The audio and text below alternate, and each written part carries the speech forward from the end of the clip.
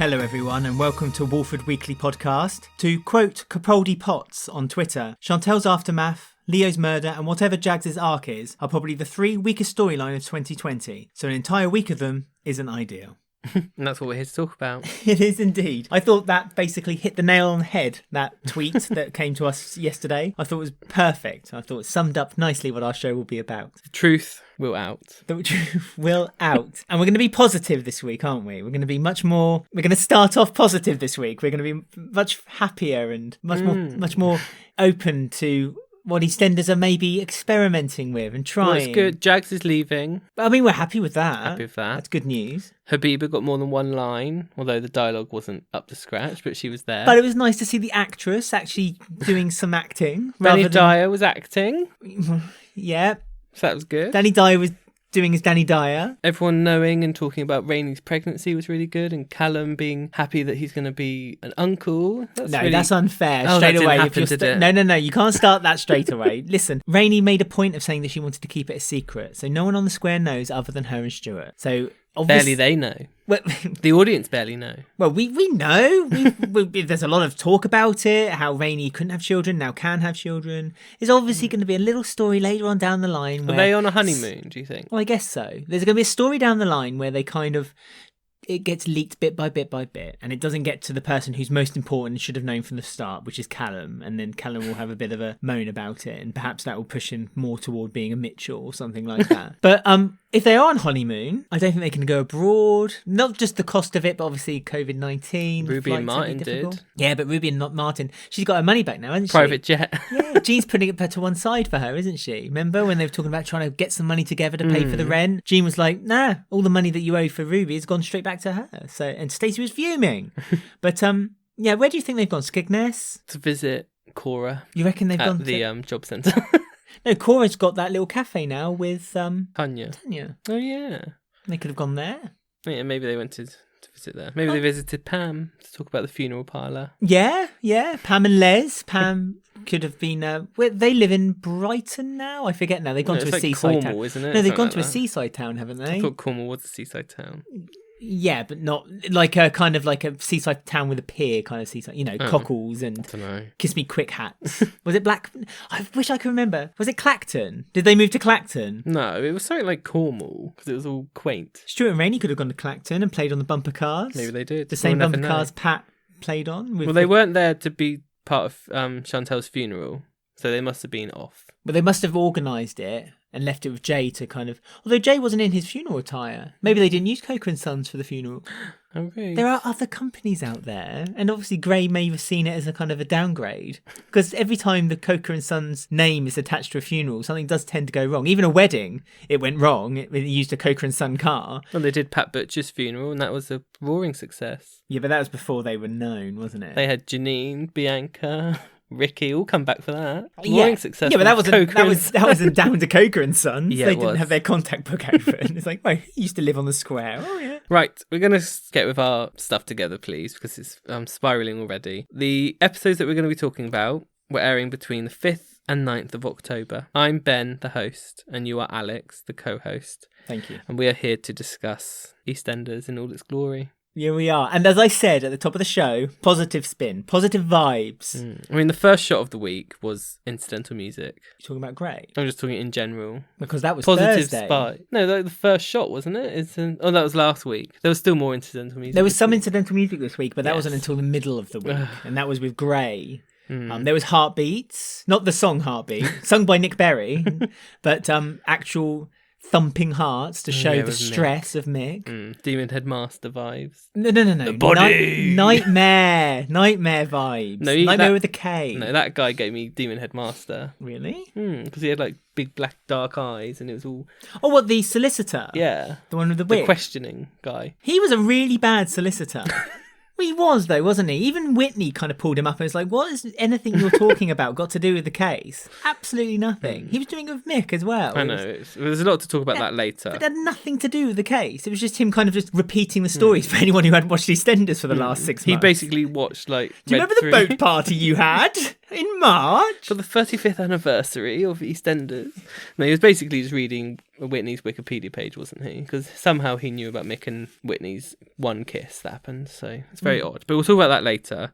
First up, we've got the Panesars to talk about, and also the lovely Slaters who are involved with the Panesars because they rent from them. They do. And they were told that Daniel's money could tide them over for a long time, but Suki's had enough of that. She's already spent his money. That doesn't make any sense. His man's money. Because he paid a year's rent up front, didn't he? Yeah, but that was before Suki decided to increase the rent every month. So Daniel had paid up to it's like when you start a contract with a broadband. Like they pull you in with the deal, £20 a month. Good deal, I'll go with that. Then 6 months down the line, they say, oh, because of something that's happened, because of tax or because of inflation, it's now going up to 90p. So now you're paying 90p. So Daniel hadn't taken into account that inflation happens. Silly mistake by a dead man. I don't know. It all seems very illegal. Like the way it's incredibly illegal. Just walked in the house. Just decided to change their contract. And she was like, "Oh no, that money doesn't matter anymore. Need £500 more." It's like, what? I think the money mattered. It's just that she spent it already. It's just bizarre. Because when they came back from lockdown, the Panesars, wasn't the first scene with Suki and Kheerat was about them losing money? Like their business had gone out. Oh yeah, the call centre wasn't Kheerat making had money worries, didn't he? He did, and that seems to have gone quiet until now. So it does make sense for why Suki, and also Suki seems to have already this relationship with Stacey where they're already at knives with each other, which I absolutely adore. It's like the perfect two people. And I think it's a shame that we know that Lacey Turner is leaving again for good reason. She's having another baby, so that's great news. Good for her. But I think this development that they're putting between Suki, Jean, and Stacey is so exciting. But I also know in the back of my mind that they could literally throw Suki into a fight with anyone they like, and you just know it's going to be absolutely gold. Suki, and the actress, is playing a blinder and is pulling the socks up on the show right now. She is. She's keeping it going, keeping it afloat. And like her and Stacey's the perfect person to put her against as well, because Stacey always answers back no matter who they are. Like we all remember her and Janine having the argument in the bush. It gives those sort of vibes off. So yeah, they're a good one. We've only had one scene of them this week, which is a shame. Like all the things that are good and positive, we don't seem to see much of. That's true. And then things that we don't really need to see much more of at the moment. It's gone a bit tired and stale. We tend to seem to a lot of, although it seems to have been relegated to the beginning of the week now. Yeah, but I'm sure like Jags has had more aftermath than Chantel's death and Dennis's death. I mean, I'm quietly impressed, I have to say, that what they're doing with Jags hasn't just been when he got carted away in the car, because he got arrested this week for the not for the murder. God, the murder of Martin. Imagine if I said those words. The attack on Martin, because Suki found Jags's old blood-stoked jeans that he wore when he went to the shop. Hadn't washed them yet, but then always kept them to one side in case she needed them for a framing of some sort. She found out that Jags and Habiba are together. Habiba kind of called Suki a bit of a witch, just in a kind of polite, jokey way. She bought a cupcake, which Suki threw in the bin, which is fair enough. I mean, with COVID, you shouldn't really eat food that's been given to you, should you, really? It's a bit of a dodgy situation, really. So I kind of understood, again, Suki for why she did it. I mean, isn't that a bit weird? I'm not questioning it because it means Jags exits the show. So the storyline is fine, no matter how many flaws are in it. But is it... I can't work out why Habiba and Jags being together is this thing where Suki's like, nope, I need Jags out of the family now, he's disrespected us. But then Ash is sat there with a gay relationship with Iqra. I think she admires Ash and Iqra a little bit for the fact that they've almost got they don't care kind of attitude towards... Nor did Jags and Habiba, because no, they just told her. No, because they did it in a kind of like they want to be accepted way. And so Suki knows that her acceptance is quite important to them. While with Ash and Iqra, I think Iqra would like to be accepted into the family, but Ash has been so much outside of the family for such a long time that really being part of the family at the moment is a bit of a treat, and she's not really... It's not going to be too much of a shock for her to get out of it. But surely that would upset Suki more. Like, surely she wants Jags, who is easily pliable to But that's the point, isn't it? Jags is easily pliable, so she's using a short, sharp tactic to let Jags know that this is your punishment. You've upset me once, you do it again, and I can do probably worse than this. And there's a lot of nice punishment to have. I thought it was a lovely scene, actually, between Ash and Jags. Yes, I said it. Jags was in a lovely scene where Ash kind of said to him when she visited him and when he said, just forget about me. You know, you had a chance to get away and you didn't. And he said, I know, I should have taken that chance and I didn't get away. I wish we knew about this poker chip before this whole thing. Like, apparently Jags has had it the whole time, but we've never seen it or mentioned it before. I guess he's never had to. No, Jags never had the poker chip. Kheerat had it. No, Jags had it first because Jags said, I never cashed it in. You have it. I'm sorry. Yes, you're absolutely right. I mean, one night in prison wasn't doing well for Jags, was it? I mean, let's be honest. He had dark circles around his eyes. Jags wasn't going to survive much in prison. His hair was dishevelled. Was it? I thought his hair was perfect. It was like the one thing that he kind of still kept in, you know. Yeah, but there was like two hairs, like down. Yeah, back. that's a bit sexy, isn't it? He probably did that for Habiba when she came running up to the police car with her "Free the Jaguar." Oh God! Poster. Some of the worst dialogue this week, like "Free the Jaguar," like when she proposed to Jags and she said, "You're my." What did she say? He said, "Oh, you're my Habiba bear" or something. And it's just like it makes me sick. Physically sick. It's just awful. Well, Habiba proposed to Jags, but it was a kind of like an ultimatum. It's like, I will marry you if you tell the truth and tell them that it wasn't you that did it. But now Ash is lied to Iqra as well, because Ash said, oh no, I think Jags did do this time, knowingly lying to Iqra. So now they've got this relationship which was so good between Iqra and Jag. Sorry, Iqra and Ash. And now that's been tainted, all because of Suki. See, Suki is the dark root, and Ash had run away from that and has come back to it. So maybe Ash likes to think that getting what she wants, isn't she? That's it. Yeah, it's all, I mean, you know, just Habiba saying, like, I love you and proposing, and it's all just, they've literally been together, like, a month, if that. No, they've been together for a while, but then they broke off the relationship over COVID, wasn't it? But then they got back together after COVID, because then he started showing his softer side when he was collecting the debts. And it's like the writers are trying to do, like, you know, when on Corrie, when, was it Thingy Barlow was in prison, one of the glasses? Oh, did and they made T-shirts of it, and Arthur I thought if they were trying to do something and it's that. I don't think people care about Jags. No, there's a difference. Deirdre was an iconic, well-loved character in Coronation Street. Jags is Jags. I know, it's like, this isn't going to work. It's not Arthur behind bars, Arthur Fowler. It's not Deirdre behind bars. It's, you know, we'd quite happily just have him go down for this. They're using, well, I worry that they had a plan in their heads that when Habiba said, oh, I've started social media and the other, I straight away went on Google and thought, well, I'm going to do a search now for Free the Jaguar, and I half expected to find a Facebook page made, a Twitter account made, an Instagram account made. So, you know, fans may have made one now, perhaps. I've not double checked like an official one. But the BBC official EastEnders account, but I thought, oh God, please don't say they've done something like that. But I mean, it'd be a nice piece of retro history if someone did print a Free the Jaguar T-shirt. It would be. It'd be quite funny. It'd be quite kitsch, wouldn't it? No. Oh. I'll stick with my Free Arthur Fowler T-shirt. I'd stick with my Ballum T-shirt that you can get on our Walford Weekly merch store. Just search bit.ly/Walford merch. Ooh, I'll have to write that down. Little plug. Also in this story, that's enough about Jags now. I've had enough of him.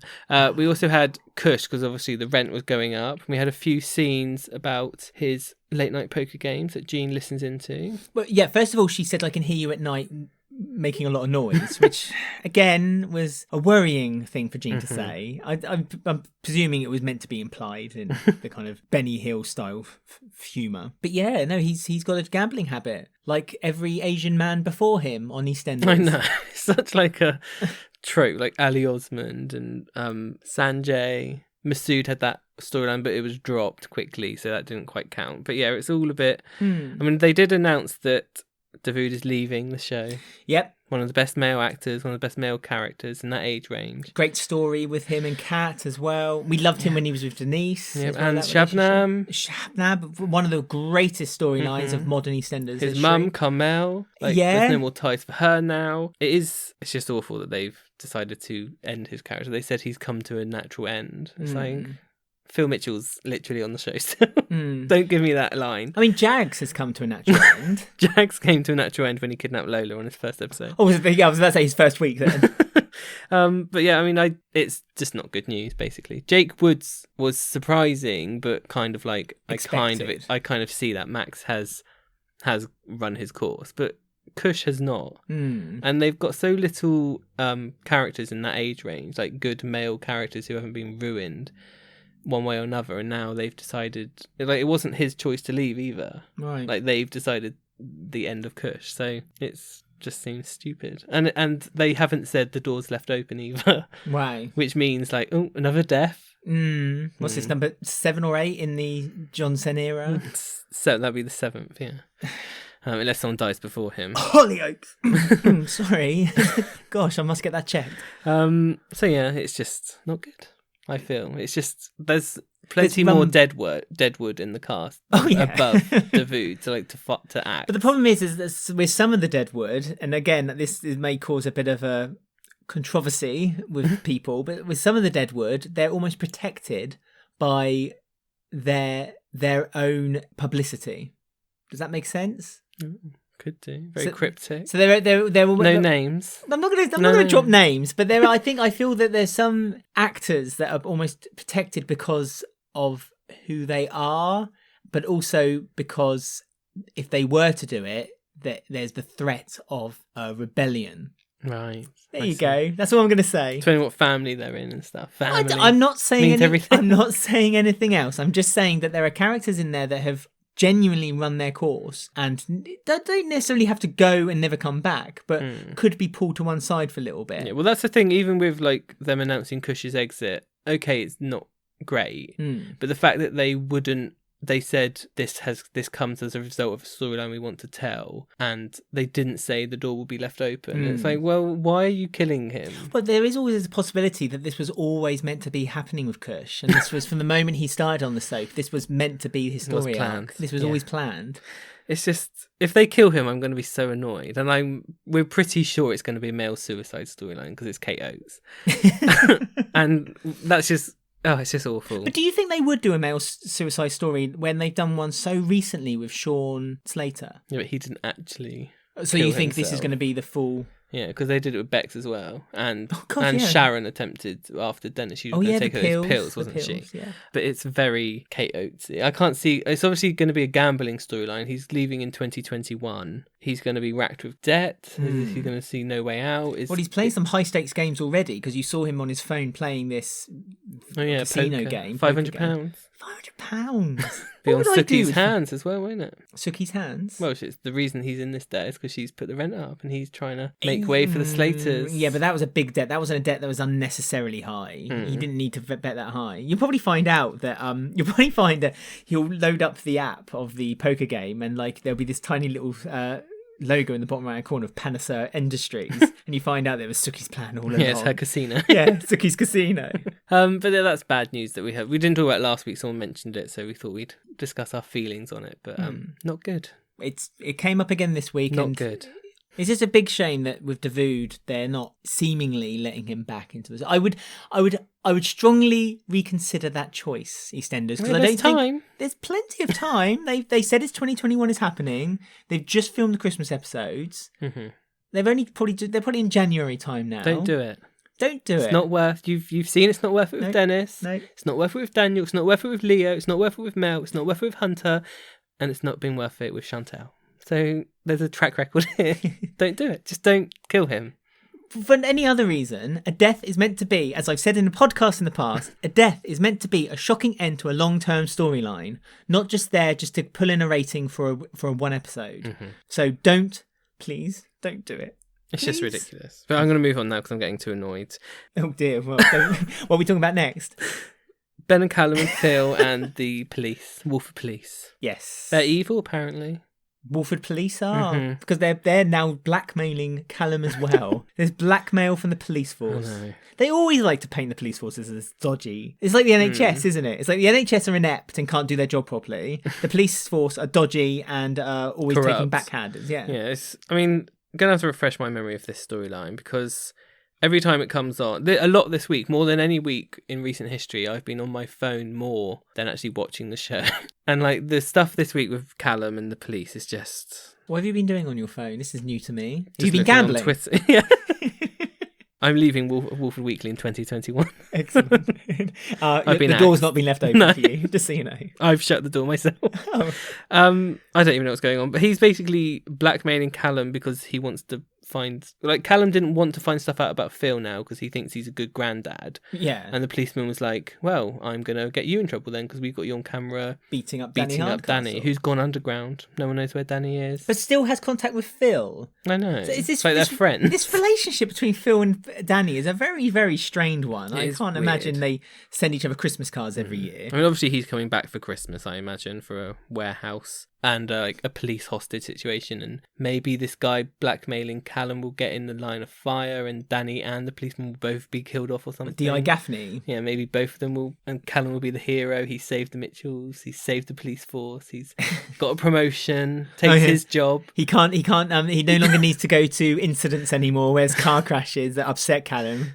And another thing that I completely didn't understand, because maybe you can explain it to me. Why did Phil want Callum to look into Raymond's adoptive parents when they both died? Like, they're dead. Like, why does it matter? I think just to kind of get a little bit of information about the immediate family. So if they could maybe carry on looking after Raymond now that his mum and dad had died. Maybe just find a bit more information about Ellie. He didn't find any though, did he? It's a background check, isn't it? No, well, he hasn't started looking for any yet. Because when he was about to go and look for some, Ben then was like, why are you always doing stuff with my dad and never doing stuff with me anymore? And Callum's like, you know what, Ben, you're right. Today, I'm going to spend the day with you. Lexi went dancing, didn't she? But Phil couldn't go. Callum filmed it for him. Phil then said, you really are a Mitchell for doing that for me. Phil bought Lexi a doll. Yeah. For saying well done for doing something you were meant to do anyway. Lola was missing in action because she was running with Isaac and ignoring Jay. Yes, again. So that's a story that we'll be looking into a bit later. It has to be something. I don't think that was just a throwaway line there because Isaac's been intertwined with the Mitchells a lot recently. And Lola stood up for him and said something about him being attractive like last week or whenever it was when the whole weed.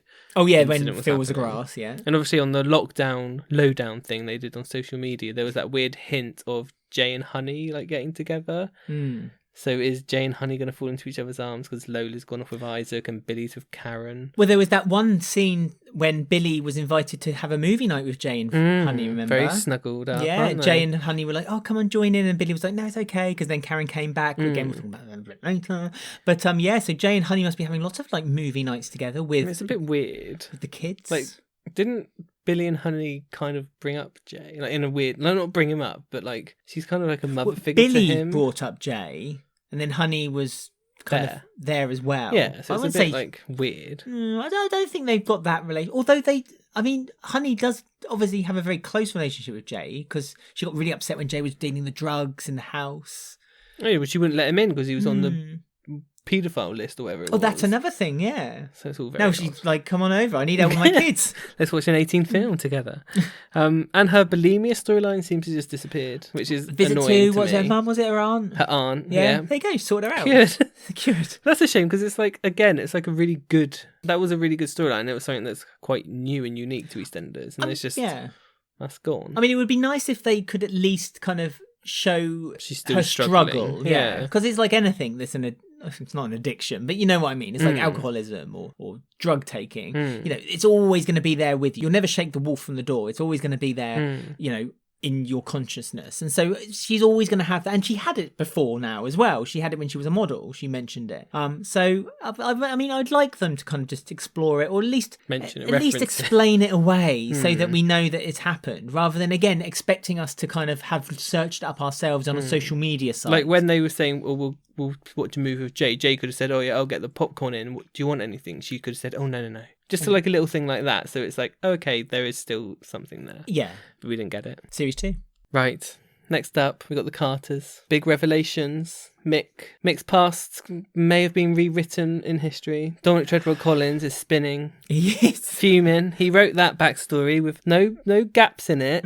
He knew what that family were up to. With intricate accuracy, with every single minute detail accounted for. And then what happens? A wrecking ball comes in and starts to wreck on it. And like they've already had like Mick's mum, like is Shirley, so like the secret son sort of thing.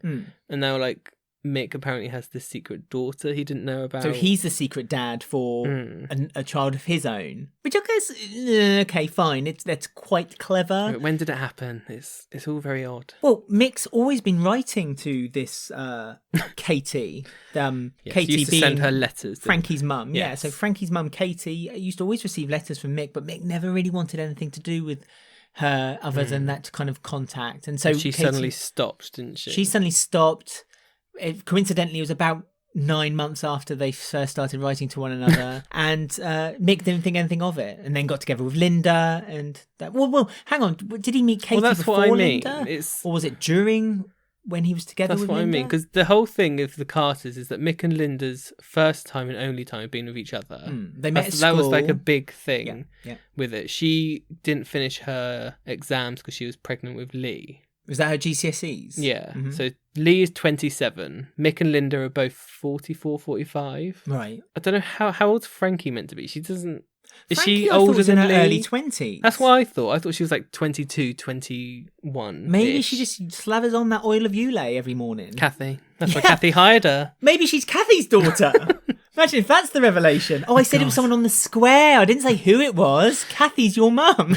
I don't know. I can't imagine Frankie being over 30. I don't think I don't know. The actress, I think, is 30. Right. But the character, no way is she older than Lee. I just can't. How old's Lee again? 27. Yeah, but if that's the case then, because Mick and Linda are the same age, aren't they? They're both... Yeah, they're 44, 45. So Linda, if she had Lee before she did GCSE, she must have been 15, 16. Yeah. But then, by logic, that means Mick was 12 or 13 when she had Well, that's the thing. Frankie. And that's what people are alluding to, because they've said this links into what his anxiety stems from. Right. And there's I think it was briefly mentioned Mick was in care at some point, but I'm not really sure. Well, you would be if Shirley was your mum. Or not, my sister. Oh, yeah, that's right. So there's a lot of people thinking that Frankie's mum abused Mick. Right. And that's how it all happened, and he's regressed the memories. But it doesn't really add up because of the whole thing of Linda and Dean and the rape there and Roxy. Surely these regressed memories would have manifested itself back up again when he was taking Linda through an actual rape by his brother. Yeah, a bit like when Stuart played that song at the club and Tina's manifestation started coming up again. So something surely if the Linda and Dean storyline may have brought, but then that would have been a really. I mean, I'm not saying that if they did know this had happened when they wrote the Linda and Dean storyline, it would have been a very complicated story then for them to then introduce. But it's it just goes to prove this isn't needed. Is it really needed? This Mick and Linda are known to be this one couple who have always been loyal. And but they haven't, have they? This is the thing. This is why it's a flawed argument, because everyone says have. But no, they haven't, because Mick and Linda are always seen as this couple that, they had their ups and downs, but they've always been together. But those ups and downs have been some ridiculous ups and downs. Yeah, exactly. But do you need this now added one? Give it to... But what's more, they've added this. So they've added the Mick, and he's keeping it a secret from Linda, that Mick perhaps is the father of Frankie. No more secrets. But then, no more secrets, as they always say every time the new secret is brought out.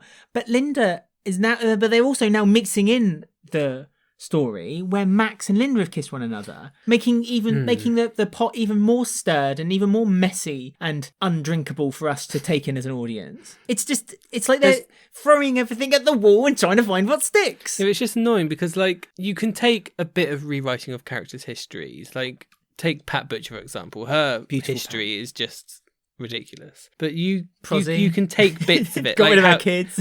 How she used to work with Ruby Allen's dad in the old days. It's but I could understand that because of the way that Pat's history was. She obviously worked in a very dark, seedy area of the east of London. Yeah, and there's a bit of her life she doesn't talk about. That you can sort of accept those bits, but with Mick, you've already had to accept halfway being this childhood, they brought him up as a son. Okay, we'll accept that. He's never mentioned before. And then you had Stuart, who was this friend of Mick's, who they'd never mentioned in the 6 years before. But okay, we can kind of, we'll just write that and accept that. And it's now there's this. Yeah, it's too much for us to accept. It's too big a pill for us to swallow. Let's kind of calm down. Can't we use the information and the details that we already have on the Carters now to maybe build a storyline? I mean, even, to be fair, even if they just did a Max kissing Linda story, at least that would have been something that could be a bit believable, and they just forgot about the Frankie story. I think it's a shame in a way, because I love, and I said this before, that they have made a deaf character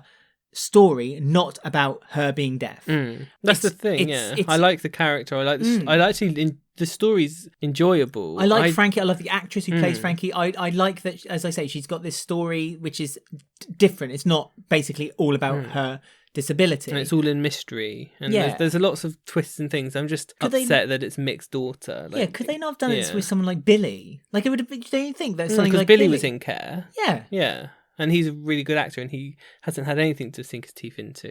And I thought, like, even if they gave it to Stuart, and like with the new pregnancy with Rainey, and if she loses the baby, and then he finds out he has another daughter, and she could get a bit like vengeful, and like what Rainey would, because she's lost the baby, and now Stuart's suddenly got a daughter. Like, his attention's now on a girl and she looks like Zara, like Stuart's other daughter. So that would have been interesting. And her first scene was with Callum, and that might be why she befriended Callum, Frankie, in the first place, because she knew that was her. Yeah, I thought like that could add way more layers to this Carter one. I agree with you. I think it does. So it's a story that could have been told, but why did you have to recon yet again? And another character who's been abused. Like, there's so many. Like, literally 80% of the cast have been sexually abused, I would say. I don't know. That seems like a high figure. But... Well, I don't know. It's too much. But it could have been given to someone else. Like, there's so many characters we haven't seen. I would have liked that. Now you've brought up the Rainey idea. I really like that, because it means that we could have seen this dark Rainey back again. And it would be more interesting. They kind of again touched on that previously in EastEnders, when Rainey was getting a little bit over the top with trying to make money in the funeral business, and Stuart reined her back in again. So yeah, that would have suited them really well. I mean, maybe it will turn out that, oh no, it can't, because Mick knows that he slept with her, because he's not denied that, has he? Because he said... Oh yeah, so he's admitted it. So it can't be like, oh no, it was Mick's friend actually who's my dad, which is Stuart, because he has actually admitted that. Oh yeah. Well, that's not to say, and I'm not. Unless because he was young, he thought he slept with her, maybe didn't. Well, if you think about it, if you're using an abuse story with this Katie Lewis character, she might have had 2 or 3 school kids around her house. Maybe she invited them over with, the promise of a glass of wine, so they used to go over, and perhaps they were all abused. So Stuart being a friend of Mick's could have been one of them. It could still be associated. It ties in with Stuart doing the paedophile hunting, like when he was first introduced as well. Yes. So it does make more sense for it to be Stuart, and it gives a lot more longevity to it. But I do worry that all these new characters are like, there's a lot of villains on the square, isn't there? Like, we've got Gray, he's a villain. Suki, villainessy, isn't she? Oh god, she's really villainy. Yeah. Villainy. We've got Ellie, who's been labelled as like the most evil person in Walford ever to appear. Yeah. And now we've got this new Frankie's mum, who, if she is an abuser, that's like 5 villains. But do you think they're going to introduce? And they've all got like Frankie's shelf lives, mum? and Lucas as well. Oh yeah, Lucas is coming. Yeah, but I'm pleased about Lucas's return. Sorry for anyone who didn't know this, but Lucas is coming back. They are introducing Frankie's mum. She's the one from Bad Girls. Oh, it's her. Yeah, it's her. Oh right. Yeah. Oh, that makes me really happy. Helen Stewart from Bad Girls. Oh, great. That's her. Okay. But there's a lot of villains walking around. And all these people, have got like a year shelf life. All female, bar of grey. Hmm. Right, let's quickly step back and retcon ourselves here. We were moaning a lot about that there's no strong female characters. And I know they're villains. Yeah, they're all abusers. but they're not. Ellie's not an abuser. How do you know? Suki's Suki's just doing it for her family. Family does mental abuse. Suki's kind of like Lou Bill, if you think about it. She's just making sure that her family are the top dogs of the square. That's all she's doing it for. Imagine Lou Bill and Suki. Oh, don't. It's a dream come true. That would be interesting. Should we quickly talk about Max and Linda's fallout and how Mick now knows because Linda admitted it? Yeah, at least she did tell him. No more secrets. But he wouldn't tell her what's wrong with him. No.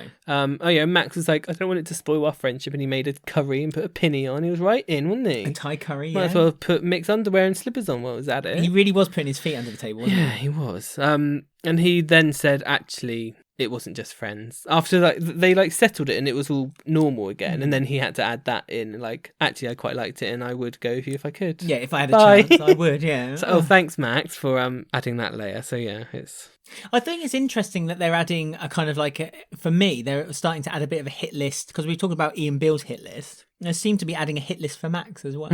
Do you not think? It's almost I don't know. For me, that seems to be happening now. There's Mick now. There's Linda. There's Ian. Do you think there's going to be?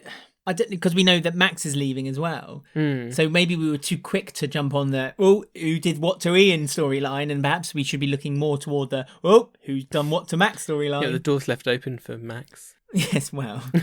Would you prefer the rumoured male suicide storyline to be with Max? Well, it would have made sense because he's self-harming. Yes, and his addiction. Yeah. How come all these things we were like, well, this would have made better sense, EastEnders? We're just two people in a room talking at a microphone. There's a room full of people who talk about these storylines with one another. I know. Do they have like brainstorming sessions with each other? Mind maps. Yeah. Do they? They should. I feel know. they should sit in a room and just talk what could happen and what could stem from it. I feel is what we're missing. But they have that great archivist there. Who could, surely if they said, right, we're thinking about doing a storyline where, okay, for argument's sake, male suicide. Who on the square right now have links that could perhaps see as a male suicide story? Oh, there's Max, he self-abuses. Phil, because like Peggy had committed suicide. Yeah, and he's still really quite raw about the whole thing. Addiction, yeah, there's all sorts. Oh no, we'll just do another Asian character who's got a gambling addiction. That's got a history. That came out of nowhere as well. Like Kush has never gambled. No. Or has any addictions whatsoever. His only addiction is his maybe throbbing muscles.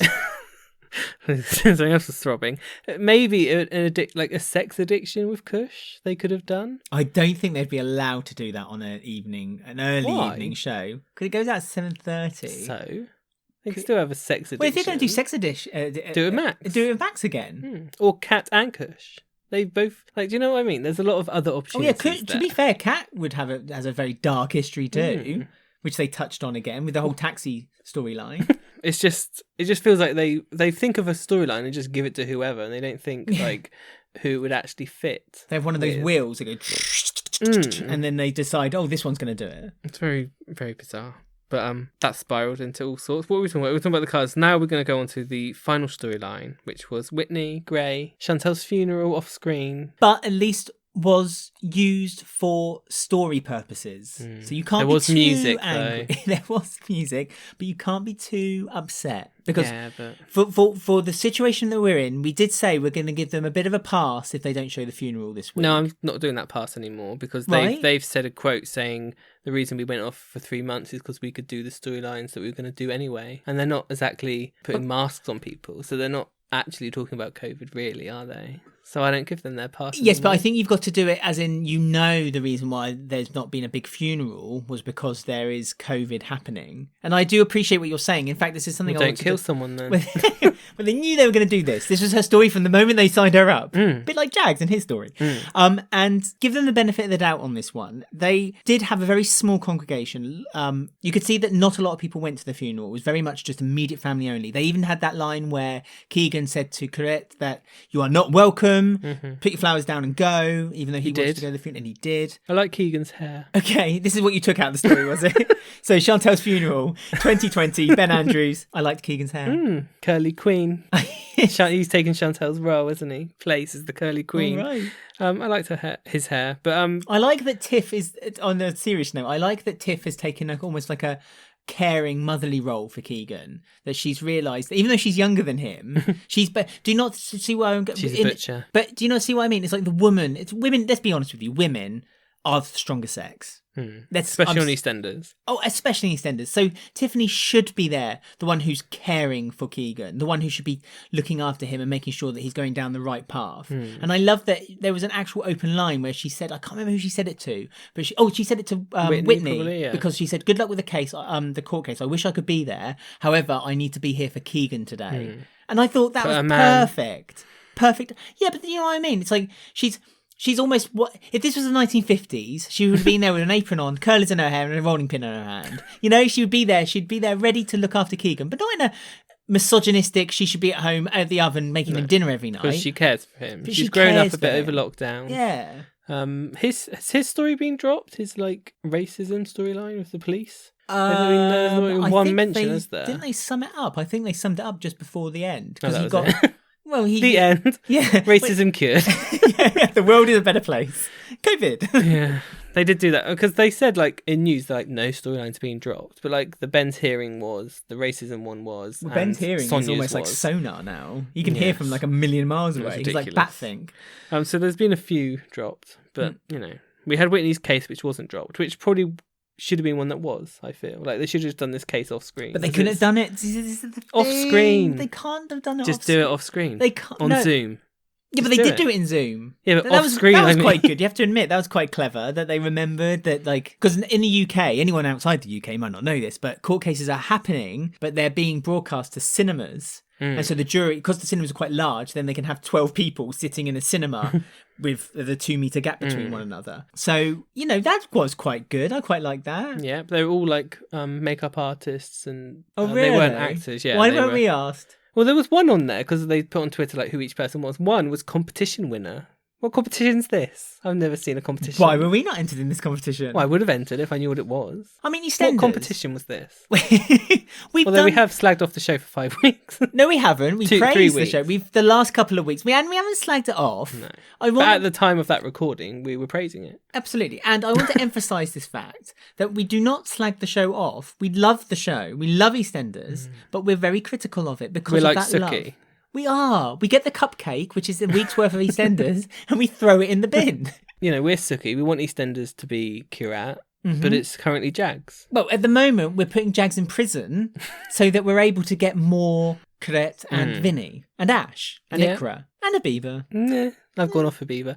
I quite liked her this week. No, she's awful. I still have the feeling that they're both going to leave with a happy ending. And Jags. Like at the end of Grease when they drive away in a car that flies away. It probably will, yeah. It probably will. This is the Kate Oates and John Cena of EastEnders after all. That will happen. I mean, we've got this Whitney court case happening, which again has so many plot holes and flaws that you can just... That's the main problem. Well, even with Whitney all the brought them up. storylines. That's the point.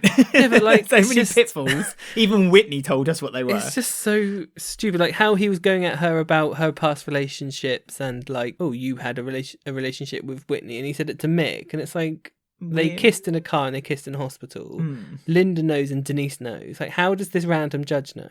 Like, Leo's not alive to like give him all this information. No. They have all this information. Leo's mum. At the end, Leo's mum said she'll support Whitney, didn't she, when she let her go? Yeah, but yeah. And like they had the evidence that Leo was in the attic spying on her, and they had all the reports when she reported him twice to the police. Do you know what I mean? Like, why is none of this being brought up? And Whitney's like, it's obvious I'm going to be found guilty. Yeah. I'm just going to go guilty. And it's like, well, actually, no. That's not going to happen. There's so much evidence against Leo, but none of it's being talked about. Like, it didn't happen. I mean, it's the part of the drama is the fact that you're seeing the but it's jeopardy. Empty drama, though, because you just know... How on Friday's Duff Duff, when she was like, I'm going to say I'm guilty because I'm going to go to prison, how many people think Whitney's going to go to prison? Really? Well, no, she's not, because the actress is so important to the show. It's like, it's such empty drama that like I just do not care. And then they have the Mick having a heart attack / panic attack. Panic attack. It wasn't a heart attack. I know, but I'm making fun of how like how Mick always holds his heart, holds his chest when he falls to the ground. And there was those weird effects. And Nightmare. Like, and the judge didn't like tell the guy to stop. Like, it was quite clear Mick was in pain. Yeah. And the judge was like, "Oh, tell me more." Yes, he leans forward. Like, what's happening? It's really no. odd. That was a big point, wasn't it? The solicitor was pressing Mick on and on and on and on with some most ridiculous allegations being thrown at Mick. Mick was clearly in a medical situation at that point, and any judge or any kind of person could have seen. Like Whitney's defence. What's that thing when they shout out? Objection, sustained. That's what you needed. Yeah, but you're quite right though. The defence could have said like, well, can we stop? Can we have an adjournment, please, for half an hour? Why my client, who clearly is sweating and is about to die, could have 30 minutes and a glass of water. Plus, Gray the day before had a little meltdown as well. I did love how Sonia told him to shush though. She was like the usher at the court. She was. She was like, she should have been on the judge, I think. But no, because then they were doing a very biased case. No, not of our Sonia. Nice to see Sonia again for one episode. 2. She was on Friday and Thursday. Yep, she looked at Sharon disgusted. It was so nice seeing Natalie Cassidy. Nat Cass. It was so lovely seeing her, other than on on social media. But she's so... This is, again, the talent that they're wasting by not having her involved with stories at the moment. Like her, in a way, I just want the Whitney story just to finish, so then we can start having stories with Whitney, Tiffany, and Sonia again. In the house. Because why doesn't Tiff and Keegan... Because I know they've got their flat back now, because reasons. What, Ted's flat? Yeah, they're back in the flat, aren't they? Are they? Yeah, because it was part of the COVID roundup, or what they called it on Oh, social yeah. media. They said, "Oh, they got their flat back." Phew. You know, so for whatever reason, they're back in the flat, but just give them a reason to move in with Sonia, because then they she's can have a there, nice house together with Dottie. I Yeah. haven't seen Dottie in ages either, actually. Who thinks she'd be there, like... Well, her Yeah, one 2 story, cents. well, her only story was this knowing the information about Ian, and that's just kind of, again, it was just the reason Dennis died was this big dark story. Well, her and Vinny were friends. She didn't go visit him or see Well, if nothing's he's happened with okay. Vinny. Oh, yeah. Because all the stuff that happened with him attacking Martin was done Secret. kept within the That's Panesar true. family. The week ended with the, like, flat duff of Whitney saying she's going to plead guilty. And we know she's not. She's not guilty. Well, it's fairly obvious. Yeah. Or she will, but then the judge will be like, nope, not having any of that. Leo's mum will be like a surprise witness and burst in at the last minute. Oh, of course, yeah, I never thought of that. That's probably why we haven't seen her yet then. Yeah. Because they're trying to remind you, they're trying to let you forget that she exists. And then all of a sudden she'll come storming in and she'll be like, I want to put evidence against my own son, the one who put me in the boot of the car. And then that, yeah. And let's talk about Gray. Oh, I love Michaela. Gray. Gray's having a lots of breakdown. joggers, I've noticed. And he's having a breakdown. Oh, right, yeah. Sorry, that's that's probably the more important thing we should talk about, rather than what he's wearing. Do you think he's feeling genuine remorse and guilt about what's happened between him and Chantal? Because it was interesting when the policeman said, "Oh, we've dropped the charges, it's accidental," which is weird that they said that. Like, was that said after the funeral? Surely the No, body it was before, because the police officer said be to Gray, released. "Are you going to the funeral today?" And he said, "What? So everyone can stand around and mourn." And the inspector looked a bit like, "Oh, that's a strange thing to say for someone who's meant to be, when you're meant to be grieving over your deceased wife." So that was but there was clues or hints that he's going to put Kheerat in the frame for what happened to Chantal. He almost Gray? did it. Yeah, No, he almost I did it saw again. that as like Gray, because he said, "Oh, you haven't looked into it enough." It was almost like Gray wants to be Oh, he wants to be found caught. out. Do you think that's what I got from that line of dialogue? Like he's like, "Oh no, look into her death more because I'm actually the one that's guilty here." But then they were going down the same path again with what happened to Whitney when she was in prison and she started singing Whole again. And she saw her young self and she felt like she deserved to be... We'll probably see that with Gray. He'll probably go upstairs to where he made like the bathroom, and you'll see young Gray being told to go underwater by his dad in like some weird flashback or something. What do you think the music will be? Do you reckon Shaking Stevens, This Old House? I don't even want to think about Agadoo. Too much music. The Birdie song. I mean, these segments of music where they do slow motion on someone looking sad for like 2 minutes. In a reduced episode, that could be 2 minutes of Keegan and Bernie talking about getting ready for the funeral and talking about a moment they remember about Chantal growing up or something. Like there's so much missing that makes you want to actually get Chantal to have this justice. It's like, it's so empty at the moment. Yeah, there's no kind of It's no all kind of story flesh, around it. It's yeah. just it's just one linear story, which is Chantal's death. Yeah. I mean, again, is it not because of the fact of their filming style, they don't have time to do these little scenes? Have you not noticed that a lot of the scenes in current episodes of EastEnders, they're not many of them are under 2 minutes long. So they're obviously trying to get their 2 bits worth of filming as much as they can in a very condensed small amount of time. And so not to fault of the producers or the show, but perhaps the music, the scenes of the slow motion have been done very deliberately so that they can fill it out. Yeah, Fill out their so they can 22 fill minutes. 25 minutes of television. Because, I mean, we've got an episode coming next week, which is 20 minutes. All of them next week are really all 20 short. minutes. They're like 22 minutes, 20. I mean, I am pleading with EastEnders here. You've lost your 8 o'clock Friday night slot because ITV are very rudely taking it up now. They want an hour's worth of Coronation Street from 7:30. 8:30 for me it's Friday episodes are normally the best episodes of the week. Bump that to Thursday and just have 3 a week, half an hour, Monday, Tuesday, Thursday. Yeah, It just much better. makes sense. And then just make Friday, show a movie. I like to see... do a secret from the Shrek square. Or do a secret from the square. Do a secret... You don't even have to do interviews. You could do you could do a top 10 list. We'll do it for you. Use our content on YouTube. We're happy for you to do it. Top 10 incidental music moments. Yeah. Cartoon... If EastEnders characters were cartoon characters, I love that video. Watch it on YouTube, BBC, and pop it on. I'd let If you're you. going to do a top 10 of incidental music moments, what would be your number one? My top 10 of incidental music What would be your moments. number one moment of using background music on EastEnders? Well, other than Julia's theme? Yeah, like the John Sen music. Oh, era. only John Sen's era, because Well, there have the been... era. They've done it before. It's just that you like Yeah, to not pick many. on John Sen's era. Oh, I tell you what it is. I tell you exactly what it is. And I liked it Is it as well. Mel? It's Mel and Hunter when they're leaving the club when she sets off the fire alarm, and then it cuts to Bailey looking on the Telescope. Constellation app to look for I think her that was star. the first time they used it, wasn't it? That one. No, it was either the one second or it was third. one of the first, because yeah. you said, because I said at the time, I said I really liked that one. And you said yes, it was good. However, they did it 5 other times in the same week, and that's when your hate began. They did it with Bex when Lisa found her. Or when they nearly did the dead. time lapse and you saw the sunset and the Yeah. sunrise again. That was all right. I mean, the Whitney one on Boat Week, that was the one good moment when she admitted to killing. I forgot about that one. Oh, that's amazing. Yeah. Oh, yeah, I really like that one too. When she admits to the police officer, I've done something. And she What hands about the knife over. the time when Linda was collecting all her bottles up? That was another. around the bed. That was fast cuts, wasn't it? When you saw her cleaning up the house. Yeah, there was that song playing, wasn't there? That's my personal favourite. Oh, right. It really encapsulates EastEnders for me.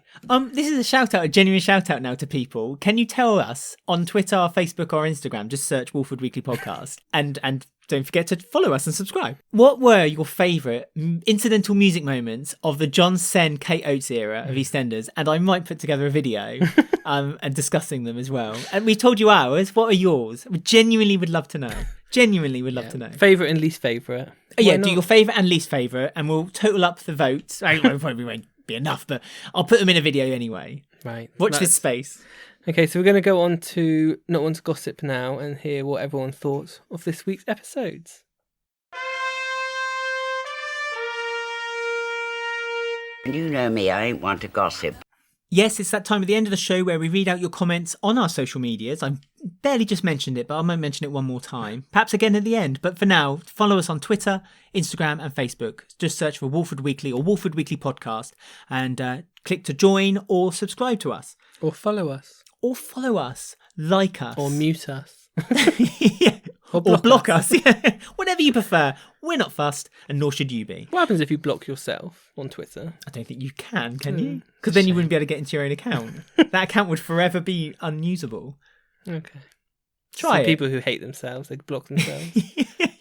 Why don't you create an account and block yourself and see what happens? I will. Good. That's something to look forward to. Let us know what the results were next week. I will remind you of this at the beginning of the show next week. So anyway, I've got some comments that you guys have sent to us. And I'm going to start off, because we might as well, about people's comments of the quality of the show at the moment. Oh, my favourite subject. Yeah. Sophie Voyle on Facebook, our Facebook group, said, when the music started in the first 3 seconds, I knew this was going to be a bad week. Same. Oh dear. At tvgold_7_7_7. I should say that once and then you could cut it in 2 more times, I feel. Said, stories are not very engaging. Overuse of Balaam and the characters acting out of character to suit the plot. And what's more, they're acting cush. Yeah, I agree. The Balaam stuff was so bad this week when it was getting. I almost just stopped watching EastEnders. The Balaam stuff wasn't too bad, but I've noticed now that they always do Mitchell stuff on a Monday and a Tuesday, almost because they want to hook people in, that kind of audience in on a Monday and Tuesday, because it's always the Mitchells. We know the Mitchells. This is comfortable stuff. We'll stick to it for the rest of the week. But then on Thursday and Friday, they never mention them again. No. They've done that for the last 3 weeks. Or they're just trying to stretch out the Mitchell stuff because they think that's the gold. I know, but that's like the worst storyline. I might agree with you.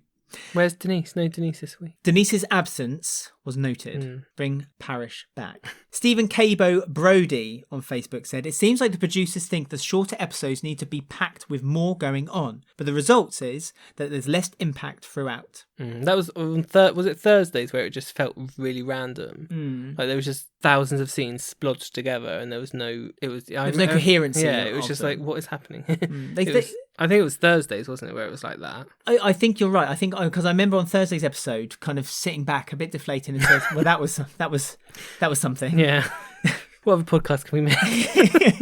Well, we were going to do the River City one, but having watched an episode of River City, maybe not. Yeah, I need to know more history. Well, I mean, it was difficult for us to know what was going on, really. The trailer didn't really live up to what I thought. I was really expecting like this really impactful episode. I mean, nothing against River City fans. Oh my goodness, I'm really digging a grave for myself here, aren't I? At Mr. DC Phillips says, the quirky Max and Linda relationship predictably leading to a kiss and the ridiculous Mick recon. I genuinely only here for the Free the Jaguar, and I don't even want him freed. No. We all feel the same. And at Archive Fowler has said, when my favourite part of the week is Habiba being mildly amusing, you know the show is going downhill again.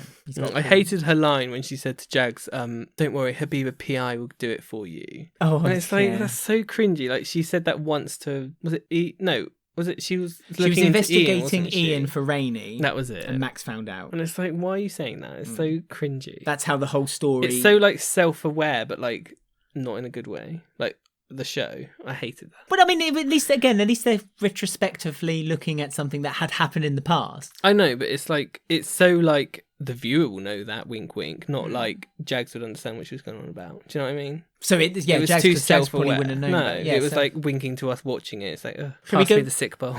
Shall we go on to some story-based comments sent to us? Matt Cherry on our Facebook group said, I know Frankie was trying to establish a relationship with her father, but give the guy a bit of space after he attended a funeral. Chantel's alleged funeral made Stuart and Rainey's wedding look like Pat and Frank's. I mean, he's got a point. I mean, they spent more time on Stuart and Rainey's wedding than they did on the funeral itself. And that was very limited in itself anyway. I do agree with like when Frankie like demanded to talk to Mick and he like just got back from the funeral. It's like, shut up, Frankie. Yeah, I know. Calm I used down, to like Frankie. you. I still like Frankie. No, same. But like that was a bit like, oh, shut up. Yeah, she needed to learn to some respect. Choose her timing. You're meant to be 30. At Mr. K. Phillips 1 said, Suki is a complex, twisted matriarch who owns every scene she is in. I honestly cannot wait to see where they take her next. Absolutely, 100%. I do want to see more of her complexity. Is that a word? Yeah. I don't know. I want to see more of that because I want to know why she's so cold. That's what I want next from Suki. I would like to see her husband back, their dad. Do you think she like framed him for something in prison, like she has with Jags? I've got a feeling he did it for the family, but I don't think Suki... Well, but maybe it took some convincing by Suki, though.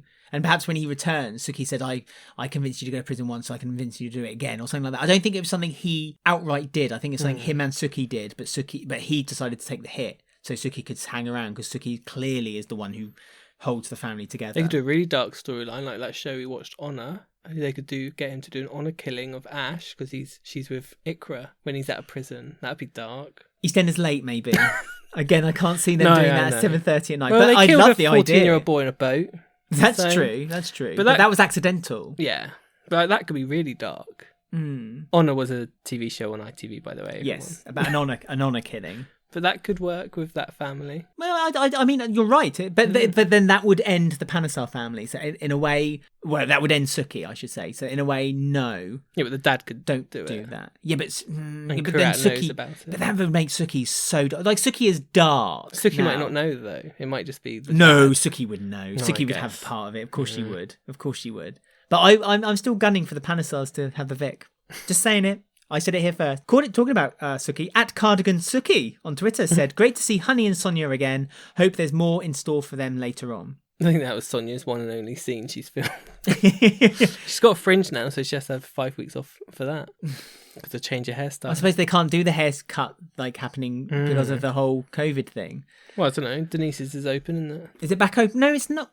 Well, yeah, she did open it because Mitch... Oh, no, that's a clip from next week. Never mind. Okay, we'll keep that to yourself. But it is open because she was cleaning it out after Mitch had stayed there. Yes. And she was spraying farted. Yes. Right, he had a bad kebab. Thank you for all your comments. We love reading them, and please keep sending them to us. Don't forget you can follow us on Twitter, where we live tweet when EastEnders is broadcast in the UK on a Monday, Tuesday, Thursday and Friday. But we also throw in a few ideas throughout the week too, just by looking for @Walford Weekly on Twitter. And you can look for the same tag on Instagram. Or if you want to join our Facebook group, a hive of activity, I've been told. You're not on there anymore, so it's really good now. Yeah, it's much better now I've gone. Just look on Facebook for Walford Weekly Podcast, click on the group and join us. Don't forget you can also listen to us on any of your favourite podcast apps, Apple Podcasts, Spotify and Podbean, or you can continue if you are right now listening to us on YouTube. Don't forget to put the thumbs up if you like the episode and subscribe. It is. So we'll see you next week, which is a heavily embargoed week, meant to be a big week, but all the episodes are 20 minutes, so it's all very peculiar. I'm excited. I'm on the verge of explosion. See you all soon. Have a good one.